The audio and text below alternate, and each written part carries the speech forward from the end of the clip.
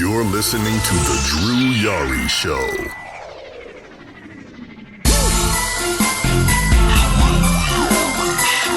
That's the wine and diner with kings and queens. You're looking at the man. You're listening to The Drew Yari Show.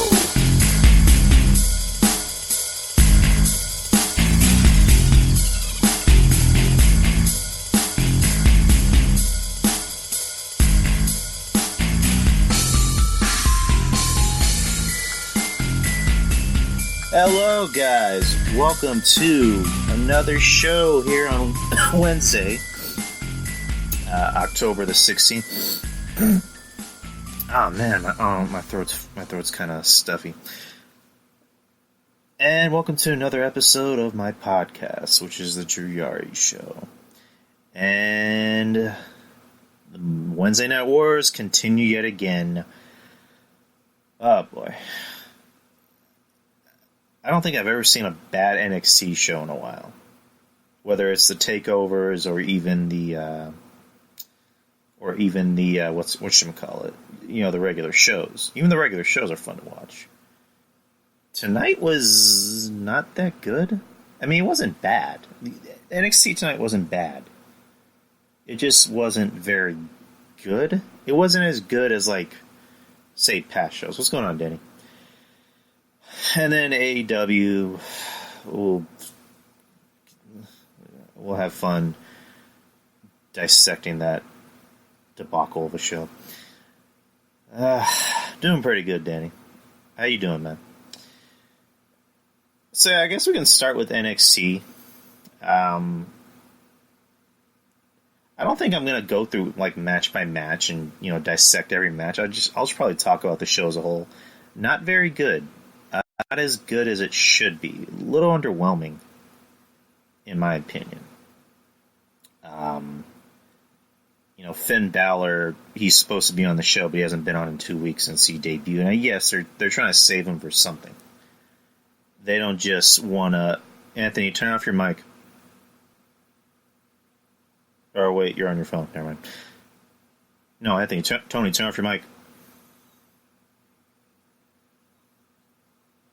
You'll still hear me, just turn off your mic. Alright, so what was I saying about NXT? Oh yeah, I guess they want to save him for something. Actually, you know what? I think I'm gonna mute you. I'll mute you for you.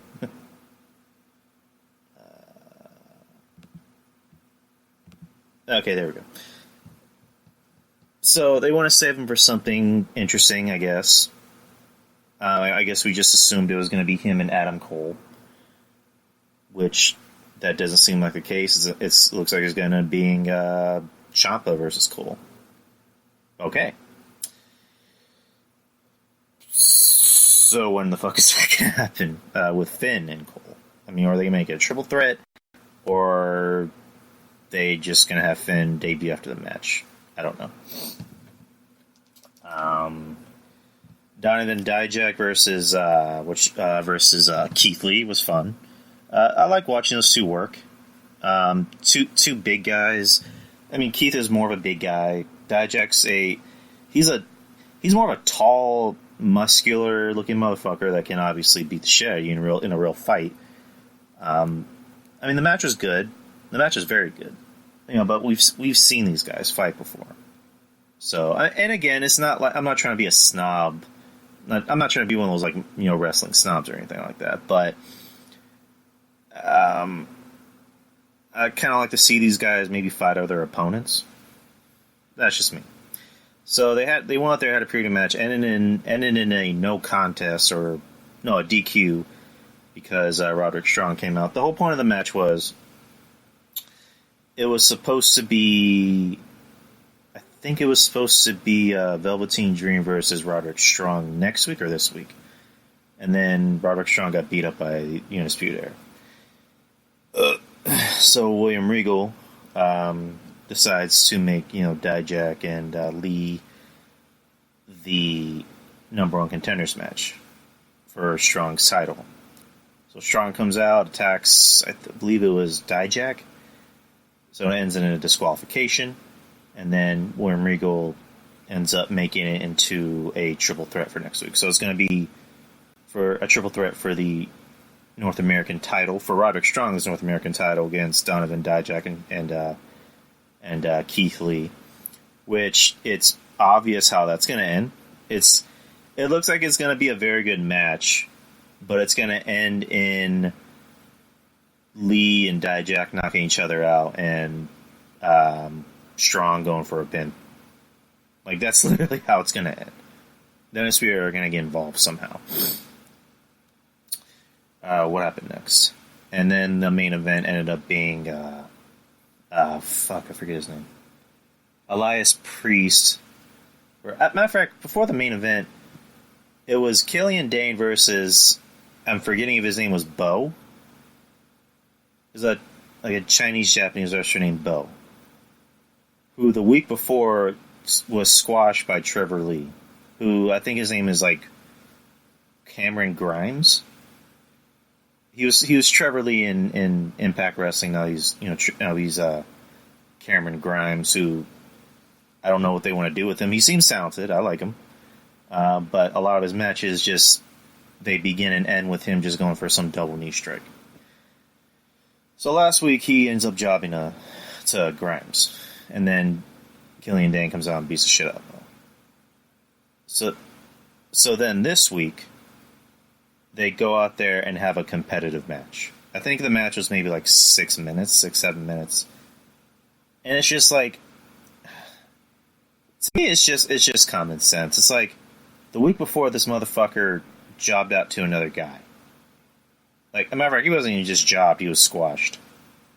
And then this week, he's getting competitive. He's having a competitive wrestling match against Killian Dane, who's a big-looking, burly-looking motherfucker. And kicking out of his move. He kicked out of a move once. This match should have been a squash. If it was a squash last week, it should have been a squash this week. So that's just me nitpicking. And not as bad as Marco Stunt. We'll get to that. So the match ends, and then Killian Dane walks to the back, and then you have Pete Dunne's music playing, for the main event, and then Dane gets in Dunne's face, and then Dunne does the whole, I'm going to break your fingers thing, or whatever the fuck that thing's called. The referees have to take Dane to the back, and then Dunne gets to the ring, and then it's Elias Priest, which is the main event. I think I have to go back and watch that match, because I was kind of...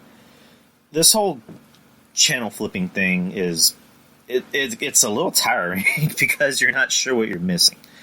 So, I mean, that takes me back. Granted, back then I was mainly watching WCW first, so I can wait for, Raw to come on. Personally, I think NXT should have been on Thursdays. That's just my opinion. Just make it a lot easier for us. Or just on me. So, I missed, maybe the first half of the match. The second half I caught. It was pretty good. These two were just beating the shit out of each other. To me, that's probably my favorite type of wrestling, which is, it looks like a fight. It looks like a straight-up fight. It looks like these guys are beating the ever-living shit out of each other. And I like Pete Dunne. I've kind of turned the corner on Elias Priest. Yeah, because I remember I said the first time I saw him, I wasn't sure about him. And I wasn't shitting on him. I wasn't trying to say he sucked or anything. He's actually very good. I just wasn't sure on him.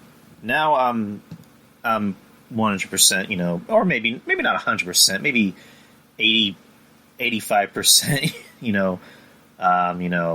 bandwagoning Elias Priest. I get it. I get his gimmick. He's supposed to be the rock star. That's, the whole entrance where he throws a quote-unquote invisible flaming bow and arrow, at the screen, and it shows his name. I think that's pretty dope. So, they, again, they have a really good competitive match. The match ends with Priest kicking... what the hell did he do? He kicked Dunne in the balls. And I fucking hate myself for not remembering this, but Mauro Ranallo had like a really good line where he basically just says balls. He says balls on on fucking USA television, which is the first time anyone has said balls on you, or the announcer, mind you, saying balls.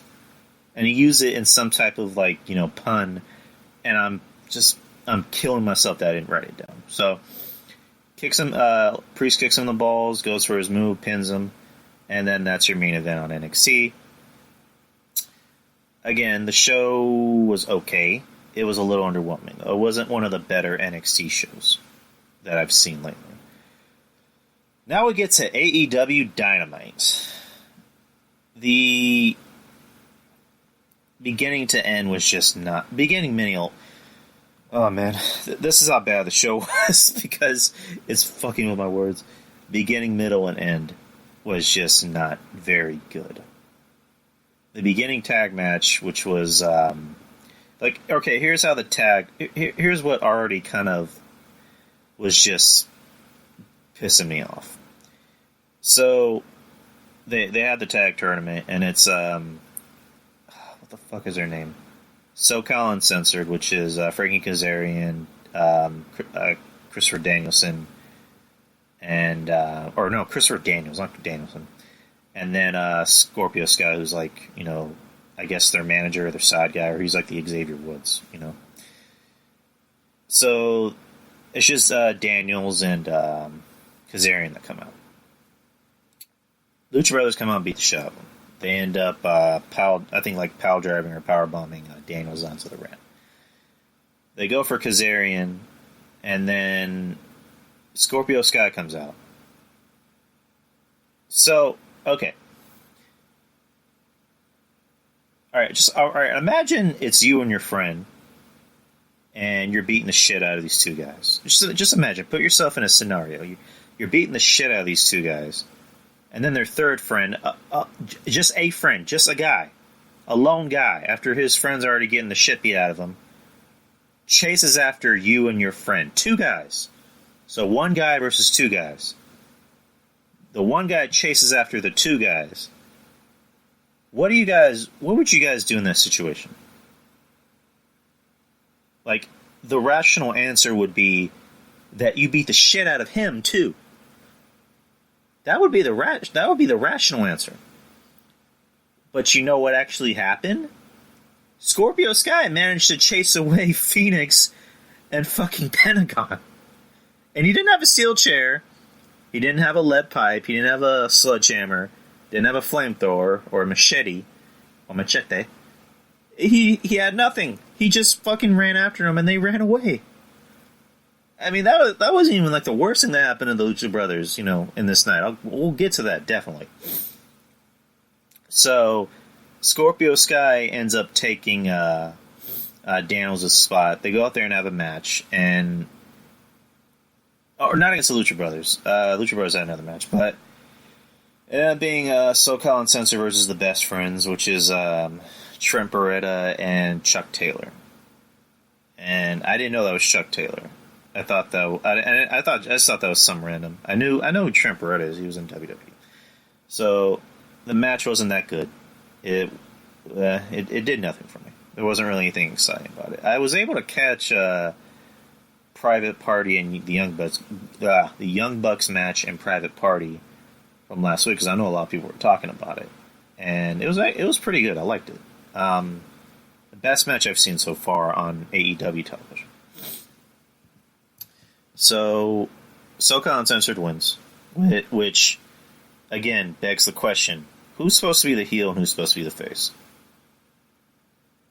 Because I know the big thing about AEW is that we have no heels and faces. Jericho is clearly the heel, but he gets a hero's welcome anytime he comes out. Cody acts like a heel in real life, but he acts like he's Jesus Christ on television. Brandy acts like a heel on television, but acts like a face, talking about how, she was heartbroken that she couldn't win some figure skating competition or something. It's the question that we'll never really get a straight answer for.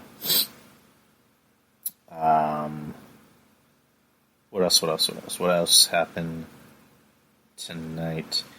Santana and Ortiz, formerly known as LAX, but they're not just Santana and Ortiz, go out and just squash 2 jobbers.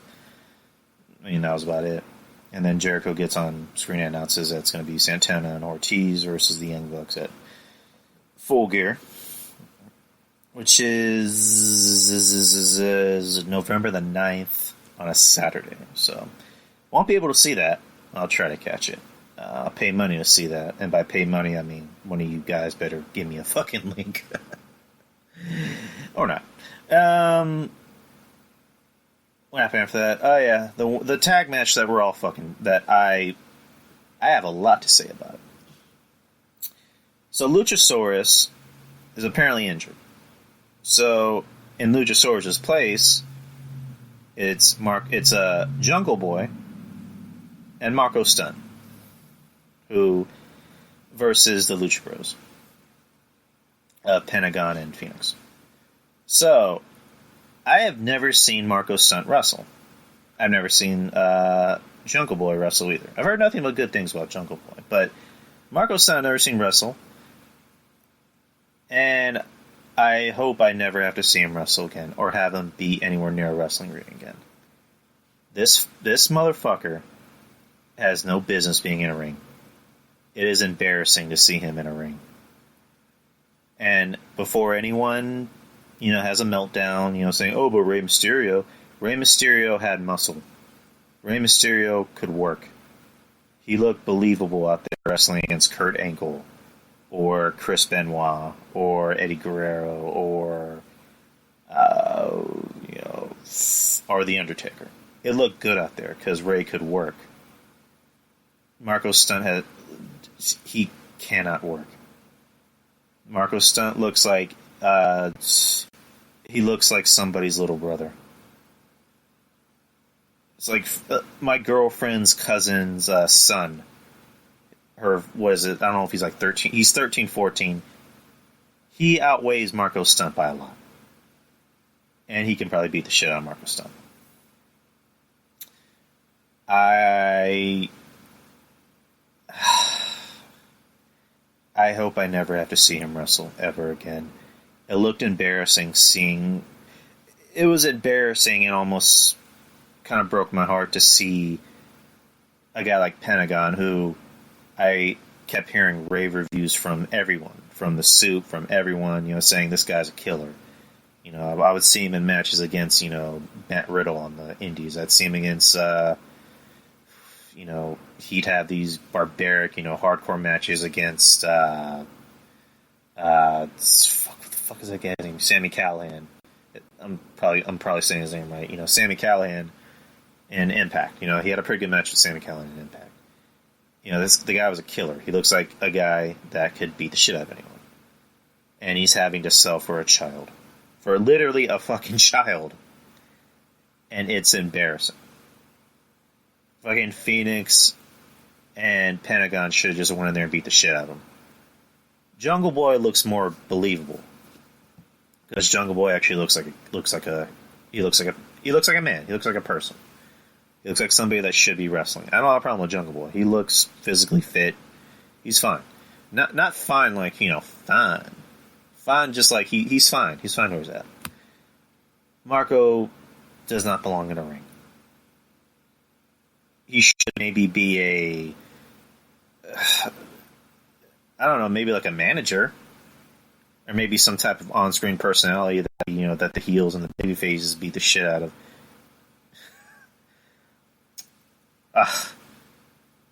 Don't be lying, Danny. Come on. I mean, okay, I admit he's fine. He's kind of fine. Anyway, you made me lose my train of thought, Danny. Damn it. If Marco Stunt wants to be like a manager or some type of on-screen personality that irritates the fans, like a James Ellsworth, someone just beats the shit out of him. The heels beat the shit out of him, the faces beat the shit out of him, and the crowd loves it. Fine, but he should not be in a ring. He should not be running the ropes. He should not be doing dives. He should not be punching other wrestlers. He should not be having wrestlers sell for his punches. He should not be in a fucking ring. You know, Spike Dudley made it work because Spike Dudley, he had a better connection with the fans. Spike Dudley had that look of, you know, I look scrawny but I'm tough. I have the heart of a champion, or I have the heart of a lion. When Marco Stunt started doing that fucking floss dance, which that's one thing that irritates me. I fucking hate that dance so much. I hate that stupid flossing, whatever the fuck dance you want to call it dance. I hate it so fucking much. Please, please, please, please, please don't. Please, I'd never want to see anyone do that. And when I saw him do that, I'm just thinking, I seriously hope Pentagon just clotheslines the shit out of them. Please let this be a squash. Make it fast and painless. Make it fast and painless, and then slow and painful at the same time. Oh my god. And yet there's people defending him. There's people that try to defend his work. How can you defend his work? Oh my god. So the match went on a little longer than it should have. And Stunt was getting an awful lot of offense in. And he was getting more time than Jungle Boy, which made zero sense. Oh no, Marco Stunt should be fired. There you go. Anyways, moving on. What was the match after that? It was... I know I said I'm not going to go match by match, and I'm doing the opposite of what I said. Whatever, fuck it. So, the next match is a tag match with Moxley, Pac versus Omega, and Adam Page. You know, okay match. You know, it was a fun match. It was a nice way to get the crowd riled up. Ends with Moxley bringing in his baseball bat with barbed wire, and Pac ends up taking it, throwing it out, and telling Moxley, you know, what are you doing? You're going to get disqualified. Even though Moxley hit Omega in the stomach with the end of the bat, you know, logic. We're gonna logic the shit out of this show. So Moxley ends up dirty deedsing Pac, or whatever he's calling his move. What's up, Perkto? So it ends with Omega and Page, you know, beating the shit out of Pac and taking the win. Now we get to the main events. The main events, people. What's up, Sasha? The main event being Chris Jericho, you know, the AEW World Champion, versus Darby Allin for the AEW World Championship in a street fight. A Philadelphia street fight. Listen when I say that. A street fight. Because I'm going to explain how this match went in a street fight. There ends up a Philadelphia street fight with rope breaks. When's the last time you ever heard of rope breaks in a street fight? God. I was having fun with this with White Sox Sal because I'm just like, it's a fucking street fight and there's fucking rope breaks. I mean, the match itself wasn't that bad. It was actually pretty fun to watch. Yeah, he's a member of the KKK. I mean, what can you do? Yeah, in the Jay and Silent Bob movie, he revealed that he's the Grand Wizard of the KKK in the Jay and Silent Bob reboot, which I heard is actually getting very good reviews. So, but yeah, the match itself wasn't that bad. There was a point in the match where Jericho, in the street fight, ties up Darby Allin's hands like to his back. To just do the whole I'm gonna abuse him, beat the shit out of him, because I think his new like nickname or gimmick is he's the, like, what is it, the bringer of pain, the pain bringer, House of Pain, whatever the fuck it is. Somebody's gonna know what it is. Pain bringer, pain maker. whatever. He's the pain guy. He's the whatever bringer of pain thingy. House of Pain, Pain. Yes. Yeah, that's a great way for Jericho to get heat. Use his Grand Wizard Clan outfits. Max Payne, House of Pain. White heat. Do that in front of a predominantly ethnic city like Chicago or Atlanta or something. Oh man, that made me laugh. Oh no, I'm good. I'm not saying he should do it. I'm not saying I want to see it happen. Let me be clear. I'm not saying I want to see it happen.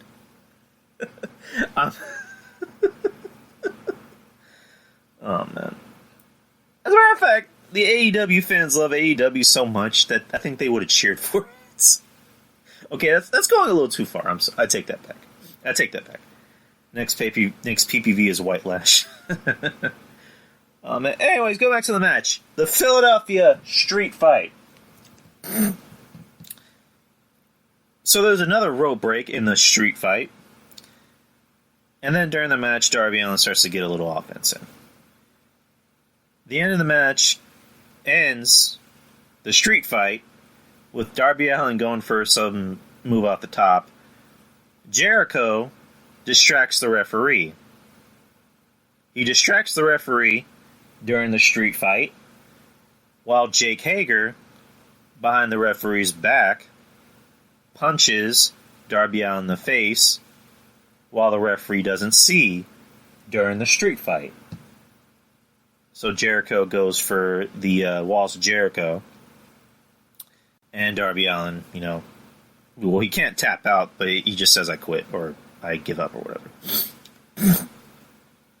So that's the end of the match. That was some street fight, huh? I mean, there's rope breaks, there's Jericho needing distraction, so Jake Hager can attack Darby Allin while the ref's not looking. It's like I don't even know if this is if this is worse than the Hell in a Cell. And not the match. The match itself was fine. But just the concept of how do you not follow the fucking rules? If it's a street fight, then it means anything goes.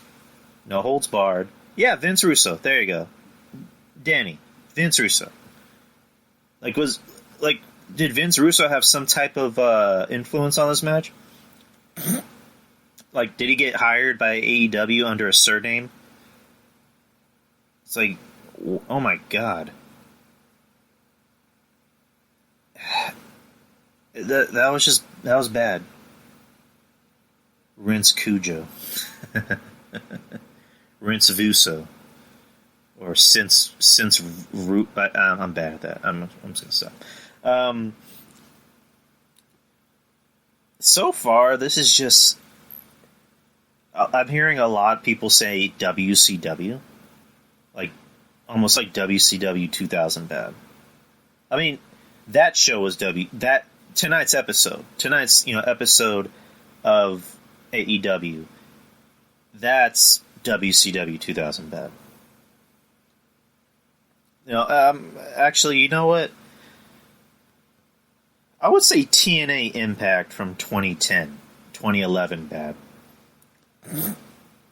Holy shit. And it's just the matches aren't bad. It's just the concept behind it. You begin the show having your toughest shit, kick-ass tag team run away from a guy. If he had a steel chair, yeah, Tyler, I agree. Hold on.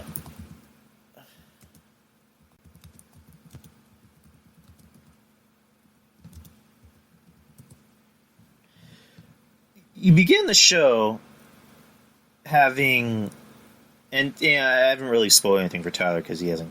We already finished the main thing. You begin the show having your tag team that your tough as nails tag team run away from a guy that doesn't even have a weapon. He's just a guy. He just has his fists, and that's it. And they run away from him. And then later in the night, you decide to bury that tag team pretty much by having the equivalent of a child, and they have to sell for his shit. They win, but they still had to sell for a fucking kid, a guy who looks like a kid, a guy who looks like he should not be in a wrestling ring at all. So, and then you decide to have a main event and not even follow the rules. And you kind of make Jericho look weak, too. You make Jericho look like he looked like he needed help to beat Darby Allin. And Darby Allin, I like him. He's actually very talented. Granted, I've only seen him a few times, you know, predominantly, you know, in AEW, and everything I've seen from him is good. I like him. He's very talented. I like what I see from him. But Jericho should not have needed help to beat Darby Allin, especially in a fucking street fight. A street fight.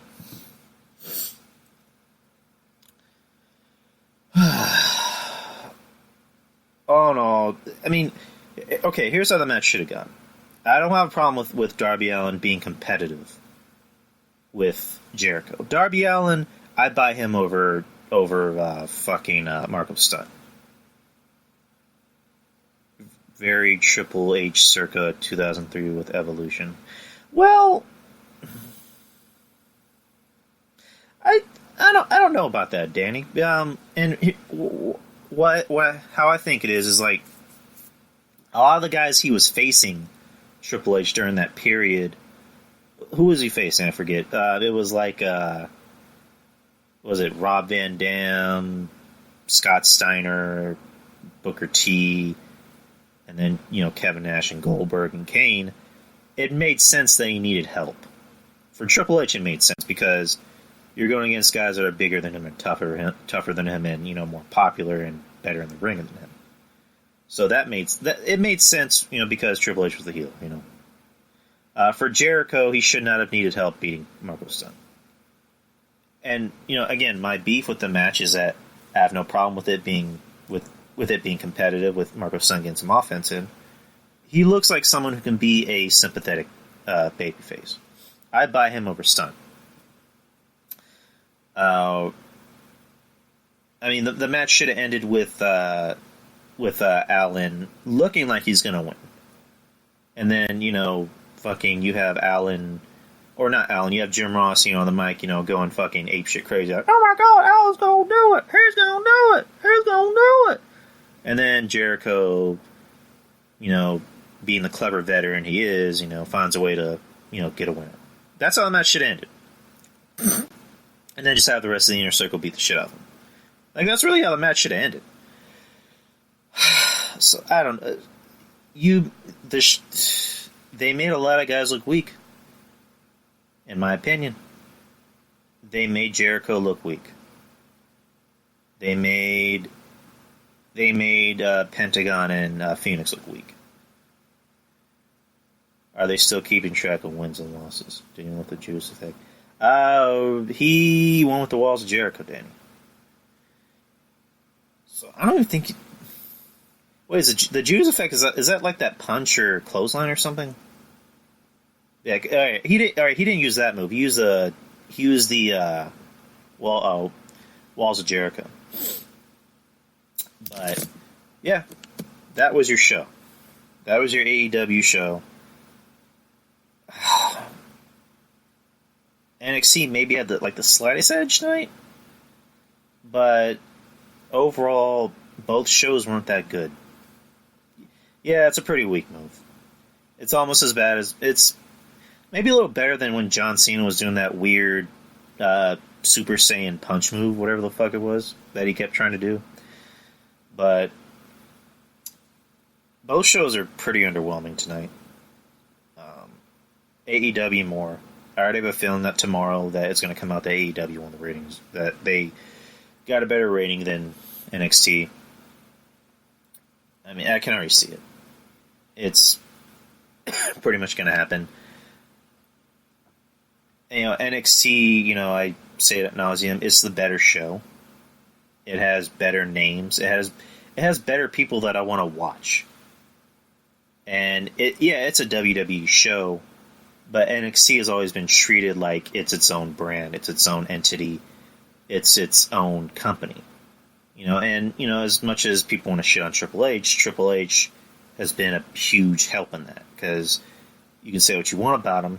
At the end of the day, he's one of the boys, or you know, he's one of the boys. He knows what makes wrestling work. He knows what will make it work. He knows what the people want to watch. You know, Vince has always made it very clear that he's in the entertainment business, so he treats Raw and SmackDown like they're TV shows.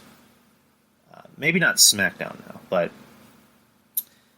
Triple H, you know, he still wrestles, so he has the mindset of a wrestler. So he treats NXT like a wrestling show, which you should do. And when have you ever seen a street fight on NXT have rope breaks? When have you ever seen guys like Marco Stunt work in NXT? And when have you ever seen Killian Dane have to sell for a guy like Marco Stunt? And I know, and yeah, Leo Rush is maybe not that much bigger than Marco Stunt, but Leo Rush can work. And they make sure they keep him in the Cruiserweight division. They were smart to bring the Cruiserweight division to NXT to fill out that second hour.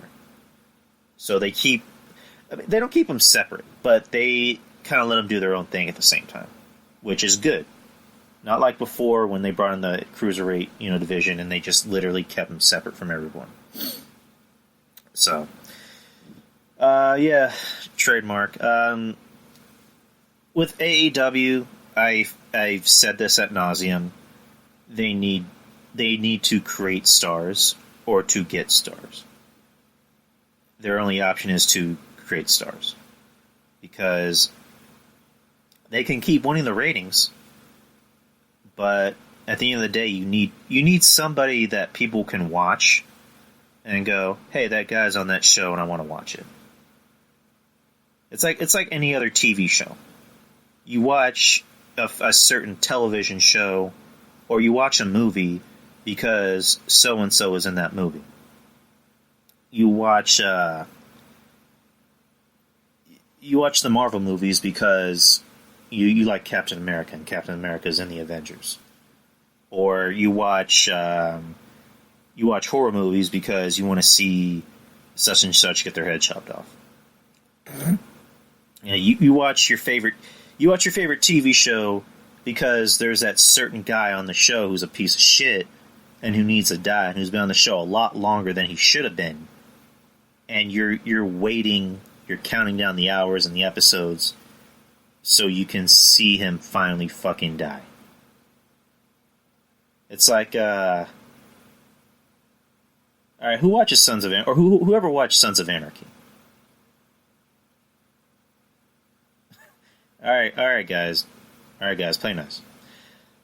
So, alright, Sons of Anarchy, there was a character on there named Agent Stahl. She was a female ATF agent. She was on the first 3 seasons, and she was just this fucking heinous, heartless, just dastardly fucking cunt. And she caused so much fucking problems for the Sons, and for I almost said Sam Crow. I forget the name. But anyway, okay, Daniel, I'll try not to swear so much. So freaking and fudging. So, anyways, at the end of season 3, they look like they're working together with Agent Stahl, the Sons and Agent Stahl. And then Agent Stahl ends up screwing over Jax, you know, the main character Jax, Charlie Hunnam. But what Stahl doesn't know is that Jax knew that she was going to screw him over. So the character Opie, who after end of season 1, his wife was killed because Stahl decided to make it look like he was betraying the Sons. And then the Sons thought he was betraying them, so they go to kill him, but what they don't know is that his wife was driving the truck that night. And they thought that they were shooting him in the back of the head, but instead they shot his wife. And he ends up finding out that Stahl had a role to play in it. So at the end of season 3, he sets her up by shooting her in the back of the head. And for me, a big fan of Sons of Anarchy, big mark for Sons of Anarchy, watching that, and I'm dancing. Like that's how happy I am. Like that's the reason. I mean, not the sole reason, but that was a goal, which is I want to see this lady meet her maker, and she did. For AEW, there's nobody on that show that's pulling me in. Like for NXT, I can name so many people off the top of my head. Adam Cole, that's one. Matt Riddle. Now you got Finn Balor. You got Donovan Dijak. You got I almost call him Trevor Lee. Keith Lee. You got Shayna Baszler. You got Rhea Ripley. You got Walter. You got people that I want to watch. You got people that I want to go out of my way to watch. With AEW, there's nobody on that show that I want to watch. There's nobody that I want to go out of my way to watch. Yeah, I like Jericho. I like Adam Page, but I'm not going to go out of my way to watch him. So, just AEW needs to fix the problem. I'm not giving up on AEW, Perk. I'm not trying to be a Debbie Downer and say that it's gonna, that they're gonna go out of business in 6 months. I want to like it. Don't get me wrong. I want to like it. I want to be a fan of it. I want it to pull me in. I want it to have that big angle or something that's gonna make me go, I wonder what's gonna happen next week. But it's tough. Tyler's right. It's going to find a stride. And again, that's how NXT was. When they tried to make NXT into a thing, it took a while. Because I think they didn't know how to react to it because, when they saw NXT for the first time, it wasn't even a wrestling show. It was just, hey, let's have Daniel Bryan juggle a couple basketballs. Or, hey, let's have Titus O'Neil carry this large barrel. I think people had a bad taste in them off of NXT because they just assumed it was going to be a joke show. But then they finally decided to turn into their developmental, and it became, big overnight. Well, not overnight. Let me retract that statement. It organically became something on its own. And then it started to go out and get names like Finn Balor, like, Kevin Owens, like, Sami Zayn, Shinsuke Nakamura. And then, eventually build their, own, homegrown stars like Enzo and Cass. I got names like Bayley, Sasha Banks. It created Charlotte. So, yeah, with AEW, it needs to find its stride. I like some guys there. I like MJF. I think MJF could be their star. I personally think if you keep grooming him and putting him over, Adam Page, I think he could be this. I think he could be a star. I like Moxley, but he's not really showing me anything different than when he was Dean Ambrose. But that's really about it. Girlfriend's getting. There's no way in hell you can convince me that Marco Stunt is anything. I'm sorry. I'm not even a Sammy Guevara fan, but I'd rather watch Sammy Guevara over Marco Stunt. I'm done picking on Marco Stunt. All right, that's all I'm going to talk about for Marco Stunt. I'm done. So, what else is in the news? Oh yeah, Sacha Baron Corbin had a question. He wanted to ask me about Mike Bennett. So yeah, Mike Bennett. I don't know I think he went on his Instagram or Twitter or Facebook or something, basically putting out this, this big letter saying that he asked for his release. And, the reason behind it being, is because he's not satisfied with, not really his position in the company, more the fact that he doesn't get to work. That he wants to work for his money. Which, the way I look at it, I guess I get him. I get it, and at the same time, I look at it as like, dude, he wrote on the notes app on his phone, what a loser. Yeah, all right. So here's kind of what I remember about Mike Bennett, during his time in the WWE. I bring him in with Maria, and it looks like they're going to give him a push. And then he's off TV because he's in rehab, and then his, Maria gets pregnant again. Or not again, for the first time.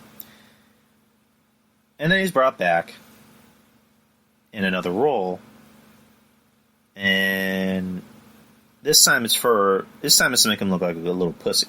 Which, that was interesting. It was a nice gimmick, because it's something we haven't seen in a while. And then Maria got pregnant again, and then they took him off TV again. So his whole beef is, this is just the way I see it. It's just my opinion. He wants to work for his money. He doesn't, he said in his notes, I don't want to keep telling my daughter, you have to work for your money when I'm not doing it, or you have to work hard when I'm not doing it. The money is all good, but at the end of the day, I want to work. Who the fuck does this guy think he is? Like, does this guy honestly think if he goes anywhere else, he's going to be anything? Is AEW going to pick him up? Is Ring of Honor going to pick him up? Which I don't know why he want to go to Ring of Honor at this point. Is New Japan going to pick him up? Maybe Impact, I don't know. But this guy needs to realize, at the end of the day, he has a kid. And he's going to have another kid on the way. Those cushy, 6-digit paychecks are what's going to fucking matter. As you get older, you have to realize it's not always about you. You have to realize it's about somebody else. The money that you're bringing in is for that person. You're gonna work jobs. You're gonna work odd jobs that you feel like you're not being used right. And I've been there. But I'm at the point now where my money isn't just my money. It's somebody else's money. My money is the type of money that keeps our water running, that keeps the lights on, that keeps our heater running. My current job isn't that bad. I mean, it's not the greatest job in the world, but it's a good job and they pay me well. But I realize I gotta keep doing what I'm doing. I gotta keep working, and I can't, whine about it. Sometimes there's that saying, choose your hero, choose your sword to fall on or your hero to die on. For Mike Bennett or Mike Kanellis, whatever you want to call him, he just signed a new fucking deal with the company. Isn't the reason why he came to the WWE was for money? I mean, I'm not saying a lot of these guys on the indies are broke, or a lot of the guys in, New Japan or, AEW or whatever are broke. But you come to WWE, I mean, you see a guy like Zack Ryder and Kurt Hawkins are doing a fucking podcast about toys. And they're getting paid six figures to just talk about toys and eat catering. Same thing with Paige. Same thing with who's another name? Same thing with Titus O'Neil. Well, Titus O'Neil, he does good things for the company as an ambassador. Same thing with EC3. Those guys are getting paid, good money, and I don't really hear them complaining about it. EC3, it looks like he just doesn't want to be there anymore. I mean, I don't blame him, but you haven't heard him wanting to leave. I mean, as much as they keep having guys fuck Russo's wife in front of him, he's not leaving. Those guys aren't going to leave. For a guy like Mike Bennett, he's talented. I say it the way I'm saying it because, to me, Mike Bennett is just, he's very generic. He just seems like a guy you create on WWE 2K20. He has very generic moves, he has a very generic look, and that's it. So, for him to sign another deal and I was listening to, what's it called? I was listening to Global Botting with John Draper. He made a good point. They literally paid Maria and Mike to fucking go to rehab and then have a baby. And then then they're nice enough to re-sign him and give him a slight little push on TV. And then allow his wife to still get paid while she's pregnant. And then they put a title on her. And then on him twice. And now she's on maternity leave. And now he's asking for his release after just getting re-signed and getting a small push and getting a title. Fuck you. You're right, trademark. Luke Harper, he made that nice little... With Luke Harper, I get it. I like Luke Harper. Luke Harper seems like a stand-up guy. Mike Bennett just seems like a dick. He seems like a fucking asshole. I am just being really just sassy tonight. Oh my god. But with Harper, you can understand why. Harper deserves better. Harper's a guy that should have gotten... I don't want to go as far as saying, being the main event of Mania, but just he should have gotten a push. He seems like a guy that should have gotten a lot better than what he had. Because Harper is actually interesting to watch. He looks like a killer. He can talk and he can work. With Mike Bennett, what does he have to offer? So...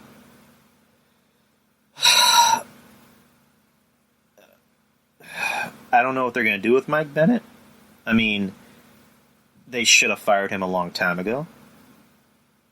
There's a lot of guys in this company that still have a job that they should have fired a long time ago, but they refuse to fire anyone. All right, take care, Tom. So, I doubt they're not going to let him go. He's going to ask for his release, and then they're going to extend his contract and just force him to sit in the back for catering. So, even if he does get released, again, where's he going to go? I mean, have you heard anyone from AEW trying to make a Twitter post? Because Cody would be doing that shit. Cody would get online and try to make some clever tweet saying, "Oh Mike, come with us," or the Young Bucks. Wasn't Bennett in fucking NJPW with the Young Bucks and Kenny? Not in the Bullet Club, I know that, but wasn't he in kind of that same kind of posse with them? You haven't heard anyone from the Young Bucks trying to reach out to him, or Kenny, or Cody, or anyone.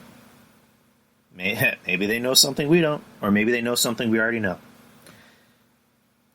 At the end of the day, for Mike Bennett to pull this shit, it's just pathetic. It's pathetic and sad to watch. He needs to realize it's not about him. He what is so bad about getting paid six figures to literally not do shit? Again, at the end of the day, I understand he's a man and he has pride and he wants to actually work for his money. I get it. But fuck. You hire... Exactly, Dan. You hire... If Vince McMahon were to give me a fucking contract saying, we're going to pay you six figures just to eat catering, or to be in vignettes, or to have R-Truth pin you. Sign me up. Pay me, motherfuckers. I'm fine with that. So, it's sad. It's sad to see something like this. It's kind of sad, pathetic, but... next news on docket, Eric Bischoff. Eric Bischoff is gone from the WWE. After being in the company for, a cup of coffee? Over the summer, he got hired him and Paul Heyman got hired as the directors of Raw and SmackDown. And now the story came out the other day that Bruce Pritchard was releasing. So we weren't sure. Nobody was sure if he was just being moved to another department or if he was just doing something else. No, he's actually out of the company. Like, fully. Like, he's done. He's not with the company anymore. Bruce Pritchard is now the director of Friday Night SmackDown. A lot of possible scenarios are coming out as to why he left. One of them being is he just didn't get along with a lot of people. He didn't get along with the right people. The right people, which Bruce Pritchard, I don't know. I mean, Bruce Pritchard has always been kind of known as just a yes man. He's always been one of Vince's, yes men in the WWE. So that's my only conclusion. But with Bischoff, one of the stories that he couldn't get along with the right people. Well, with Vince, you kind of need a yes man. I'm not saying I have personal experience from it, but I'm hearing personal experience from other people. You had a guy like John Laurinaitis who was, Vince's right hand man for a while. That's just how I see it. I don't have a logical explanation as to why it was Bruce Pritchard. Yeah, I agree, Perk. But it's Vince's company. That's just how I'm viewing it. Yeah, with Bischoff. Another story was that he was not up to date with anyone in the company. He didn't really know names. He wasn't familiar with talent. Which makes sense. If you... What was that podcast with Conrad? The 83 Weeks podcast, whatchamacallit? Conrad would try to, I guess, remind Eric of people in the business, like saying, hey, have you heard of such and such in, Ring of Honor or WWE? And Eric had literally no idea. It seems like when Eric left wrestling, when he left, WWE back in 2005, and, he was kind of gone for a while, it almost seemed like his interest in, the current product left. Because I don't think I ever really heard Eric comment on the current product. So when I heard Paul was going to be, head of Raw, that was interesting because Paul is more in tune with the modern, product. Change one unless Vince steps down. Yes. With Eric, I just thought that was very out of left field because you hadn't heard from Eric Bischoff in quite some time. You hadn't heard about him doing anything in the business, since he left TNA. So that was surprising, and it's even more surprising that he was not there that long. That he just you just remember the news that he was hired, and now he's fired. So they put him in the back. Some of your older audience. Yeah, but I forget who. Somebody made a good point that I forget the right way it was said. That sometimes greatness and knowledge tends to wear off. You look at Paul. Paul's in charge of Monday Night Raw, and look how of a dumpster fire that Monday Night Raw has been. And Paul's supposed to be in charge of creative. He's the director, and he's also overseeing creative. You look at Eric. SmackDown. Yeah, it was good for the Fox premiere, but I don't know if that had anything to do with him. Supposedly, the story is that he really had next to no influence on creative, and he was literally just there to oversee it. So you're gonna get that you're gonna get a response from him on the 83 podcast because now he already has his post WWE appearances. I think at Starrcade, and then there's two other ones. I think he's gonna be at House of Glory. I think he's gonna be at Impact Wrestling. No, he's not gonna be at Impact Wrestling. You only want to know about Starrcade, so he'll give an explanation, which will probably be... He'll tell the truth, but it'll probably, be a little watered down. I don't know. That's just the way I view it. I mean, that's really all I gotta say about the situation. Where could he go? I mean, AEW? Here's the thing. I don't know if Eric Bischoff should be in wrestling anymore. I really don't, because... Alright, he left WWE in 2005. And then after that, he was gone, to focus on, other ventures. He goes back to Impact Wrestling, and when it was called TNA back in, 2009, 2010, and that didn't work. That didn't work at all. That was a dumpster fire. As a matter of fact, that almost put them out of business for the second or third time.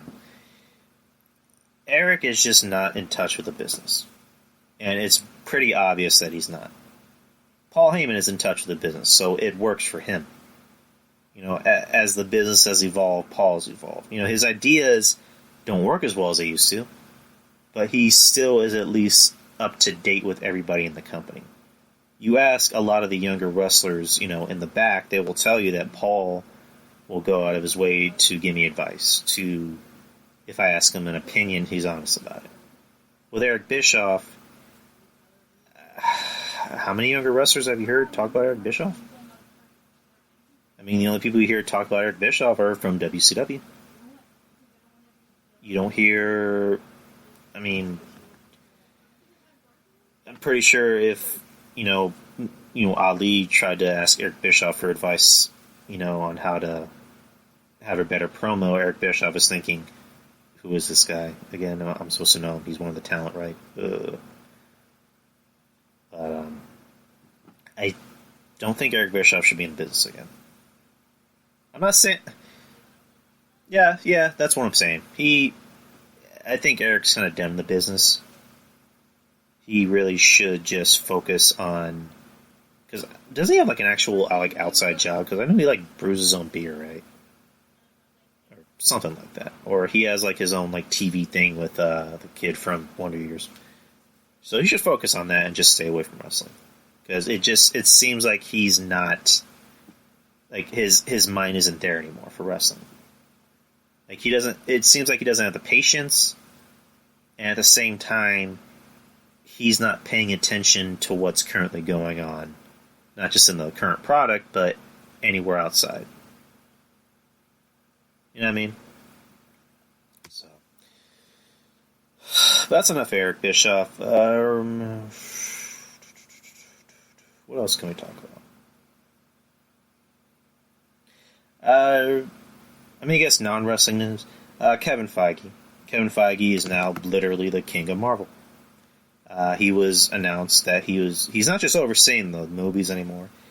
He's still overseeing the movies, but he's now overseeing the television department and now the comic books. So that can either be really good or really bad, but I think it could be really good. Kevin Feige, he strikes me as somebody that just enjoys what he does. You never hear a bad thing about him from anyone. He, from all accounts and purposes, he comes across as a sweetheart. Everyone who works with him says he's a sweetheart. He seems like a nerd. He seems like someone who, read comic books as a kid and still reads them as an adult. And I do not envy his schedule, because that motherfucker is going to have so much shit to do. He's going to have... Because you got Spider-Man back. You have all these new movies coming out. And then you have more movies down the turnpike, like X-Men and Fantastic Four. And now you have, the Disney Plus, series. It's coming out in November... What is it? November the 12th or November... I forget, November 6th? Somebody help me out here. But that, I don't envy his schedule.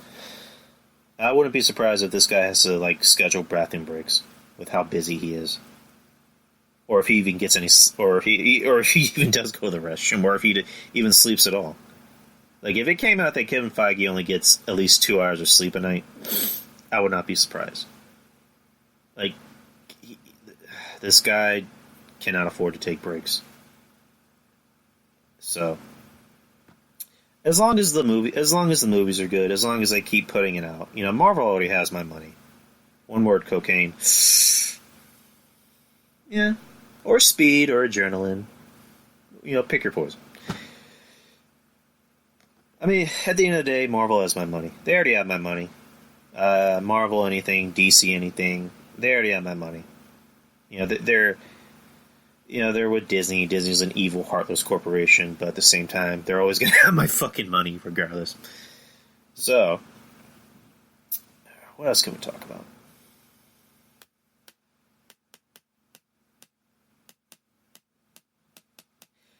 I think that's really about it.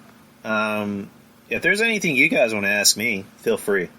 I'll just sit right here and currently tap my pen on the dashboard. Finn's whack ass tattoos. Which was it? Are you just talking about the one on his hand? Was that like a dinosaur or something?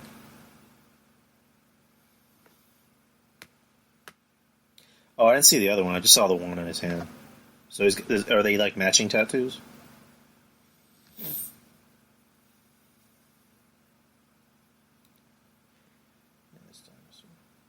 Oh, I think that's just the one I saw was just his dinosaur. If it makes him happy. I mean, maybe it's a thing for him and his wife. Maybe they got matching tattoos. I don't fucking know. Yeah, it did. Yeah, it was a pretty bad looking tattoo. But Finn doesn't look like somebody that needs to get tattoos. At the end of the day, also because Finn's kind of a silly man. I love Finn Balor, but he seems like someone who's kind of like a man-child in some ways. Not like a Marco Stunt, that's for sure. But yeah, because the guy says he reads comic books and he plays video games and he actually likes to build Lego. He likes to play with Legos, and I love Legos. I'm not knocking him for doing that.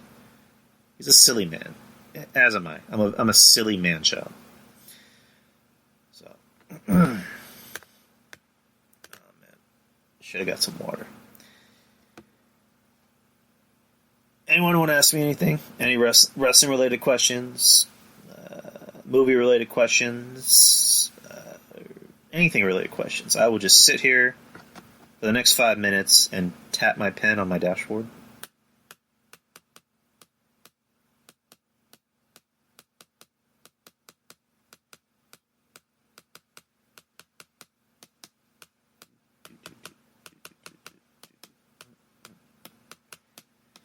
Yeah, I got nothing either, Purple.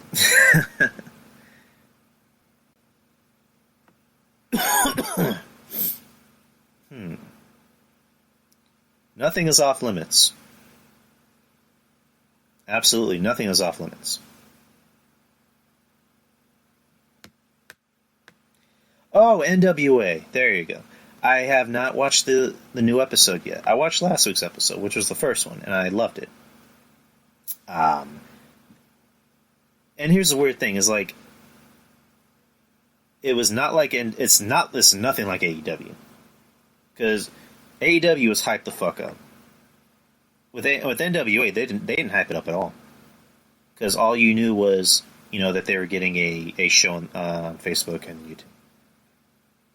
Like the day of the premiere, I just saw like the behind the scenes footage. And you just see like Jim Cornette, marking out, that they have the exact same looking studio with the exact same audience. He's like, they got better chairs, and I think what makes it work is that it's simple. It's just simple. It's a simple concept. With WWE, it's all about we need to make everything fancy. We need lights. We need pyro. We need music. We need blah, blah, blah. AEW, same thing. We need lights, we need pyro, blah, blah,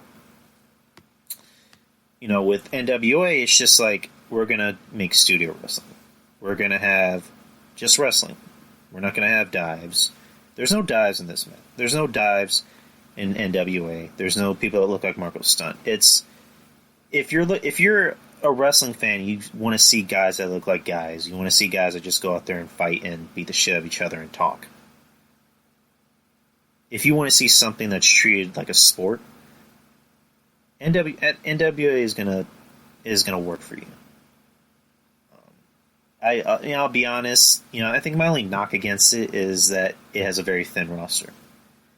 But again, I haven't seen the most recent episode, but it was revealed that what's it called? Damian Sandow is now with NWA. Mr. Kennedy or Mr. Anderson's with NWA. Who else? Yeah, it's an Hour Perk Dog. Who else is with NWA? Colt Cabana. So it's interesting. It's very interesting. I like it. I love what I saw from the first episode. I'm gonna watch it. I'm gonna watch the one I missed tomorrow. Nick Aldis, Tim Storm. Yeah, I didn't know that guy was that old. He's the oldest NWA champion to date. I don't hate him. I mean, he's okay. He's good in the ring. He's decent in the ring. He's believable in the ring. I'll put it to you that way. You put him up against a guy like Nick Aldis, it works because those two actually look like guys. And I'm not trying to say I'm this manly man of men because I'm currently wearing pajamas that have pugs wearing reindeer antlers. So, but I know a guy when I'm just saying they look like guys. They look like guys that can beat the shit out of you in a fight. They look like throwback wrestlers from the 70s and 80s. And I'm not trying to say this show took me back. I'm 30, so by the time I watched wrestling, NWA was already dead and buried. So, but I like it. I like it because it's simple, and it already knows what it is. It knows what it wants to be. It knows who they want to put out there. I like the concept of, and I guess it's because I've been watching wrestling for so long that I'm used to entrance music. There's no entrance music on the show. When guys come out, they just come out. And that's interesting. And then you have the interviewer interviewing the wrestler before and after the match, which that's interesting. I like that. You have like the old school, 80s rock music, playing as the intro. You don't see Billy Corgan even coming near the ring. He's in the back working on the show.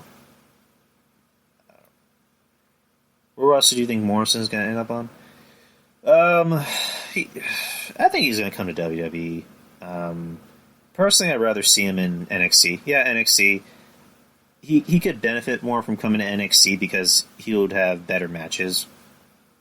If he goes on the main roster, he's just going to get lost in the shuffle, and pretty soon he's going to end up in catering. So, but yeah, NWA. I'm a fan. If you're tired of kind of like the political bullshit that's going on with WWE, and if you're not crazy about AEW, I think you might like NWA. Give NWA at least a try. Like watch it. Just watch it out. It's only an hour, so it's not that long. But just give it a chance. John Draper, my boy John Draper. He put out a tweet just saying, he wants a lot of, podcasters to give a little, what's the word? Like, put more eyes and ears on NWA. Like, give it the recognition it deserves. Yeah, give it a little nudge. There you go. Give it a nudge, Put more eyes and ears on the product. And sign me up. That's what I'm doing. I'm gonna show some love to that show. I'm not always gonna watch every show live because I work, but I'm always gonna watch the show. It's a fun show. It's simple when it's fun. Sasha Baron Corbin, would Baron Corbin and Damian Priest make a good tag team? No, no. I'd rather not see that. So, just an opinion. I think Damian Priest and Aleister Black would make a good tag team. Danny, what NXFL team are you rooting for? To be honest, we're all going to watch it. I don't even know who the fuck the teams are. I'll be honest. There's 6 or 8 teams. I think I talked about the teams on the show once, and I don't even remember the names. So, hold on. Where's my phone at? Where the hell's my phone? Okay. Oh, okay, Danny, you already pulled it up. Thank you. Alright, so the Dallas Renegades. Why? The Houston the Houston Roughnecks. The LA Wildcats. That sounds like a high school volleyball team, in my opinion. The LA Wildcats? Come on. The New York Guardians. I'm assuming, Danny, you're going for the Guardians, right? The New York Guardians. I mean, that's not a terrible name, the Guardians, but the St. Louis Battlehawks. Why not just call them the Hawks? The St. Louis Hawks. Why did that be the Battlehawks? I don't know. Seattle Dragons. They're named after gargoyles. Okay, that makes sense. Why not just call them the Gargoyles? I don't know. Seattle Dragons. How many dragons do you see in Seattle? That sounds more like a professional soccer team to me. Tampa Bay Vipers. That's not a bad name. That's not too much of a bad name. And then you got the DC Defenders.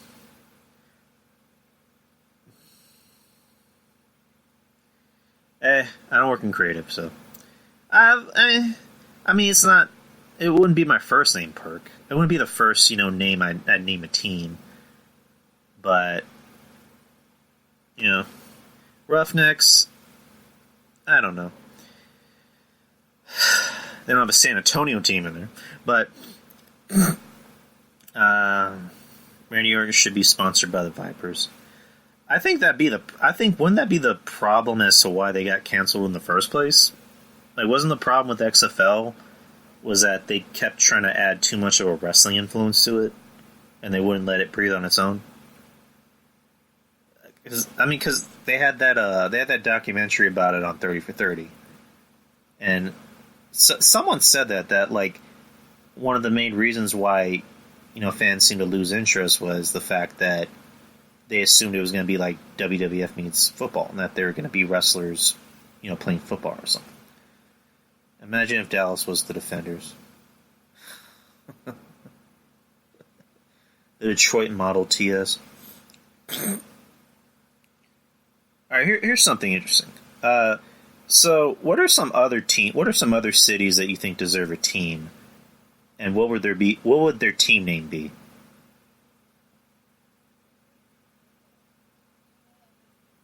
Chicago Punks. That's actually not a bad name. I like that. The Stuck-Ups. The Greenwich Stuck-Ups. Oh.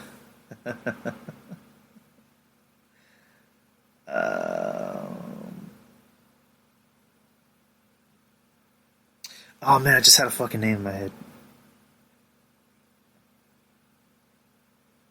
Oh man, fuck. The LA Crime Waves. I have a name, but I don't know if I should say it.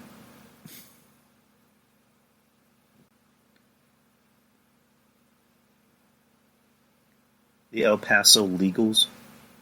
The El Paso Legals? I don't get it. Legals?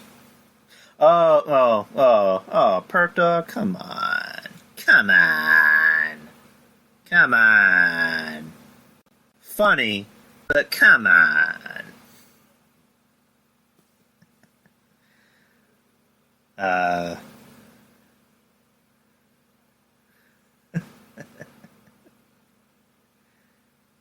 Team names. The Parts Unknown Warriors. So where exactly where would the arena be, Danny? Parts Unknown. Or would there even be an arena? It exists in our heads. Parts Unknown, duh.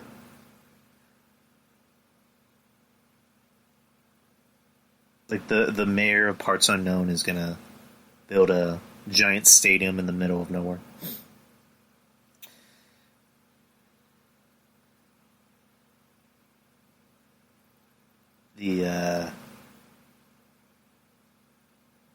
The Alaskan Bulldogs. Yeah, that was kind of bad. That wasn't as good as you guys, though. Boston Bagels. Well, I think that's already a thing. It's like we're gonna get our asses kicked by the Bagels. The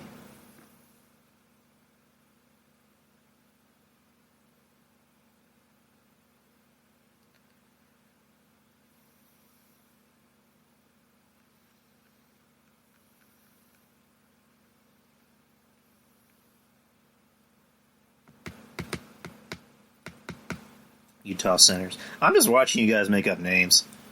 I'm just gonna watch you guys make names for like the next. For how long has this show been? We're an hour 20. Oakland,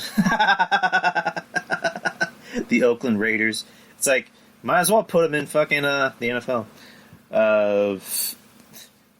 or the Miami Dolphins.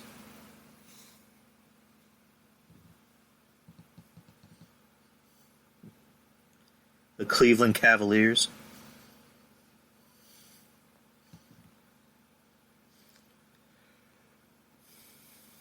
The Washington Redskins. I mean, they're a lot. I think they're a lot.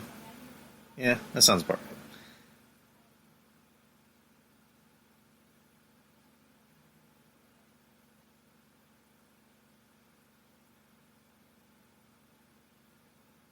right. Was it the Toronto Hitmen? Well, that wouldn't sound like a bad name, actually. The Toronto Hitmen? The Snow Mountain Snakes?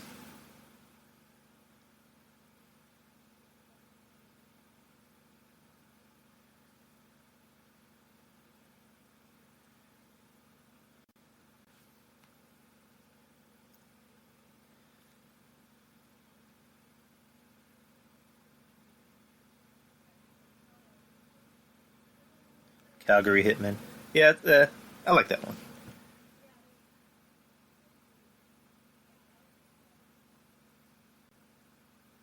It'd be funny if Cody was trying to get his own team.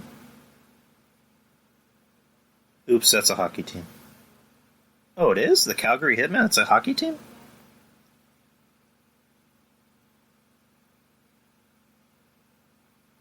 Oh, CHL, Canadian Hockey League.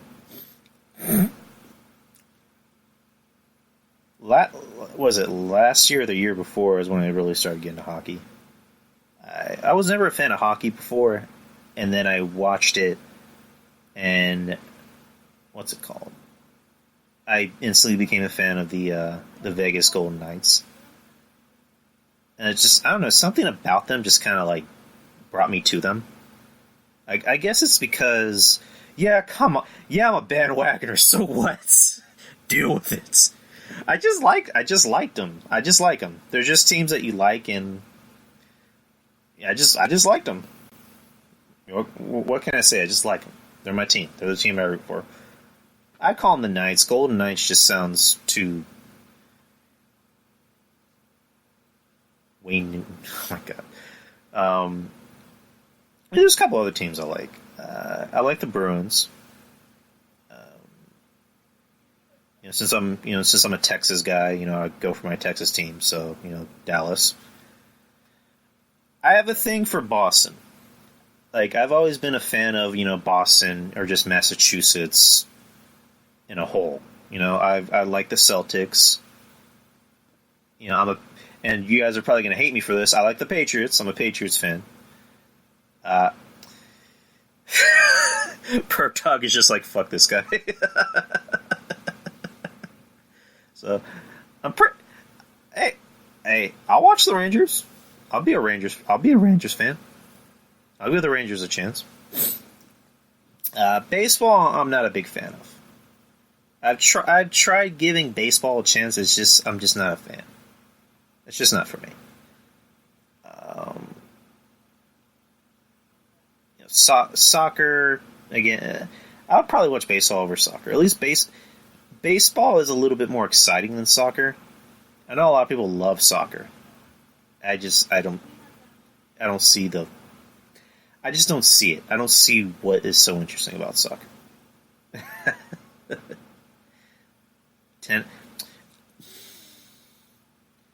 Tennis, no. That's gonna be the title of this show. I'm gonna use it as the title of the show, Perk. It's either gonna be between Street Fight or Come On. That's gonna be it. And I think I'm more of just a basketball fan. I've always been a basketball guy. I've always been I'm from San Antonio, so I'm a Spurs fan by heart. I like the Celtics. I like the Bulls. I like the Magic. Those are my top teams. I love the Seattle Supersonics, even though they're not a team anymore. Now they're the Oklahoma City Thunder, which I despise that name. So season's starting the season's starting next week. I don't know if you guys are basketball fans. When did the Rangers win last?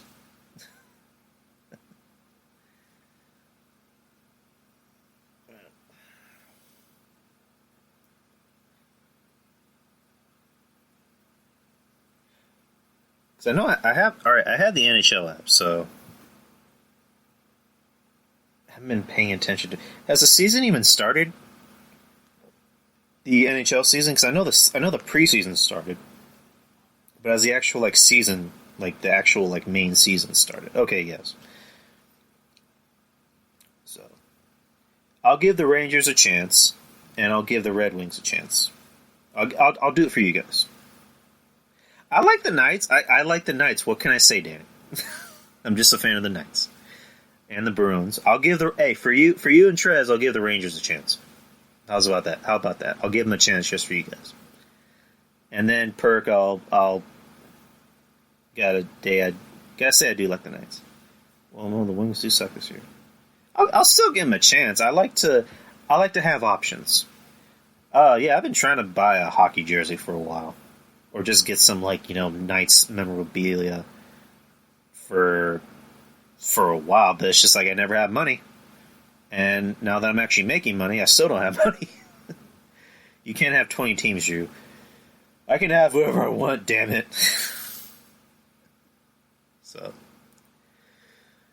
there's always going to be my number one team, and then there's going to be teams I still root for.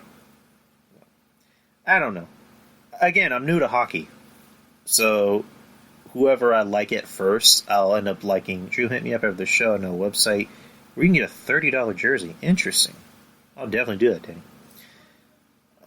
Alright. I think that's it. I think I'm going to call it a night. Much love to everybody that showed up. Perk, Sasha, Danny. Thank you guys for showing up to the show. For making the show interesting tonight.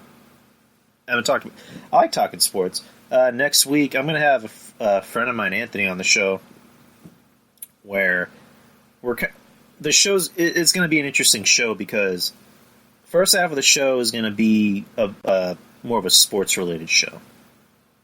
Who's Thomas? I don't know who Thomas is. No, my friend Anthony. He's not Anthony Missionary Thomas, but it's a friend of mine named Anthony. I've known him since Shot Up. I've had him on the show long before, and this is when the show was beginning. So we're just going to talk sports. The NBA season, starting next week. So we're just going to talk sports for a bit. I'm going to have on just for a bit, and then, just continue to talk, NXT, AEW nonsense, and then, of course, some NWA talk and what have you.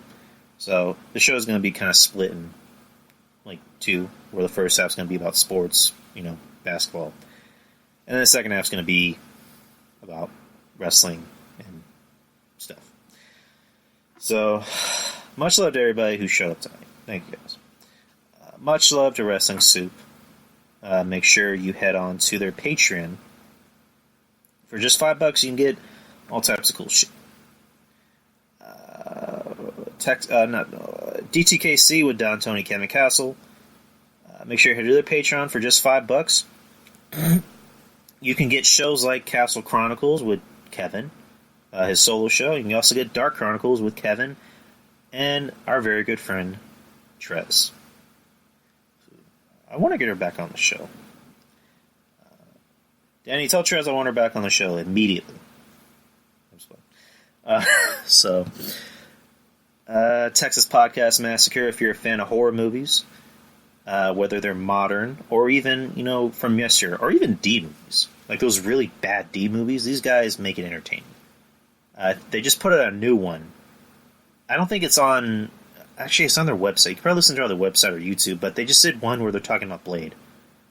So, if you're a Marvel fan and a horror fan, you're going to want to listen to this episode.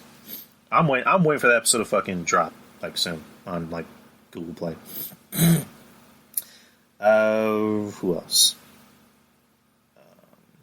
The Architect Podcast with another good friend of mine, Derek, and his friend Irving. They go a lot more deeper into the nerd culture than I do. They talk about conventions, video games, and what have you. My friend Peter with his podcast. The Mark... Yeah, I'll plug your podcast, man. The Mark Report. Be sure to give that a listen, man. Give everybody a listen. Don't just give the ones I talk about. Give everybody a listen. If you hear about a cool podcast, give it a listen. So, who else? Tyler. Fuck, I'm just messing up words. 6:30 a.m. Tuesday on YouTube. Okay. Tyler the Trademark with his podcast. I believe he's on hiatus. That's what I heard. That's what I saw. So that's I'm not going to divulge more into that. But somebody else. Julian, Wrestling Court. Julian and Rob, another good friends of the show. Love them to death. They're good dudes. There's somebody else I'm probably forgetting. If I'm forgetting any names, I'm so sorry. Get into corner with Yuck Nasty and Dogger Baby. That fucking dope intro you hear at the beginning of the show, that's Yuck Nasty. Yuck Nasty worked tireless hours in the studio to make me a sick, dope-ass thing. That's all him. I paid him $50,000 for it. Not it. But he hooked me up, dude. If you guys need an inch, also, I'm just gonna plug Yuck.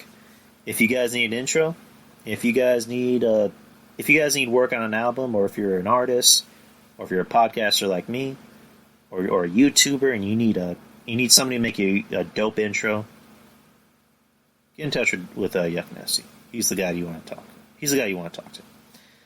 Danny, you have a podcast Sunday? Oh yeah, listen to Danny's podcast. His podcast is Sundays at 2:16 to 2:30 a.m. every 3 months. Listen to listen to everybody's podcast. Don't just listen to the ones I tell you about. Listen to everybody's. Give everybody a chance.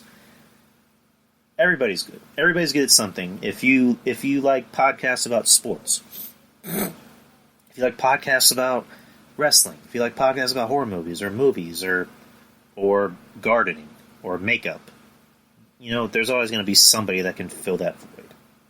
So give everybody a chance. Show some love to everybody. Except Conrad Thompson. Alright, guys. I will work on editing the show. It shouldn't take that long. It should show up on Spreaker. Hey, thank you, Perk Dog. Thank you, Perk Dog, for showing up to the show and being a part of it and conversing. And I'll make sure to give the Red Wings a chance. Thank you, Danny. Take care, brother. And you guys know where to find me, Spreaker. I'm on the Wrestling Soup homepage. You can find me on YouTube. You can find me on Twitter, Drew Yari Show. Facebook, Instagram, Drew Yari Show. And the show's every Wednesday. Doesn't change. And again, next week, it'll be my friend Anthony. Not Missionary Thomas. This is a different Anthony. So, anyways, guys, take care. Thank you to everybody who was in the room. I know I've said it more than once, but thank you, Sasha, Danny, and Perk. Take care, guys.